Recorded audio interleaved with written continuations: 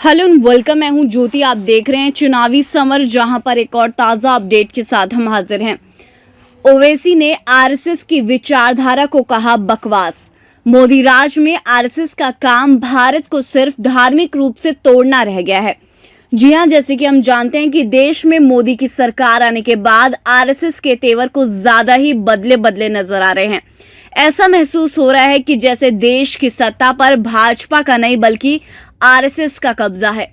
स्थिति यह है कि आरएसएस आए दिन हिंदुत्व के मुद्दे पर देश में एक तरह से द्वेष फैलाने का काम कर रही है, जिसकी वजह से ओवैसी ने आरएसएस प्रमुख यानी कि मोहन भागवत के खिलाफ जोरदार हमला बोला है। आपको बता दें कि ओवैसी ने राष्ट्रीय स्वयंसेवक संघ प्रमुख मोहन भागवत के हिंदुओं को बुनियादी रूप से देशभक्त बताने वाले बयान की आलोचना करते हुए आरएसएस की विचारधारा को बकवास कहा है।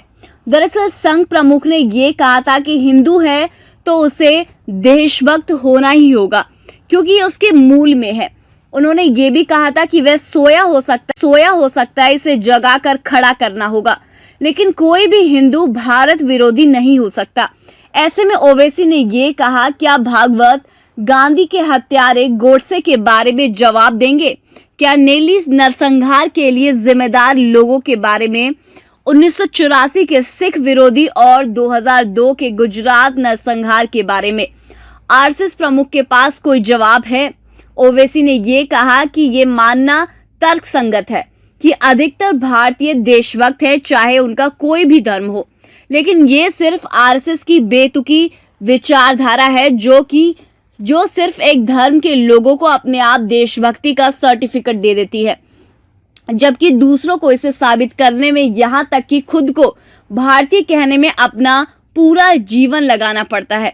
इस तरह ओवैसी ने साफ साफ ये कहा कि भारत में हिंदुओं के अलावा अन्य संप्रदाय के लोगों को निगाहों से देखा जाता है। खासकर आरएसएस जैसी संस्था का काम लोगों के अंदर सांप्रदायिक द्वेष को बढ़ाना रह गया है। वहीं ओवैसी ने मोदी सरकार और मोहन भागवत दोनों से सवाल किया है कि आखिर इतने वर्षों के बाद भी मुस्लिमों सहित अन्य संप्रदाय के लोगों को शक की निगाहों से क्यों देखा जाता है, जबकि देश में कई ऐसे दंगे और अपराध हुए हैं जिसमें हिंदू भी शामिल हैं। सीधे शब्दों में कहें तो ओवैसी ने आरएसएस को एक तरह से बेनकाब करते हुए ये कहा कि राष्ट्रीय स्वयंसेवक संघ की वजह से भारत धार्मिक रूप में से बढ़ता हुआ जा रहा है। इस पर आपकी क्या राय है? आप प्लीज कमेंट सेक्शन में जरूर लिखें। Thank you so much. Keep watching today's for more news.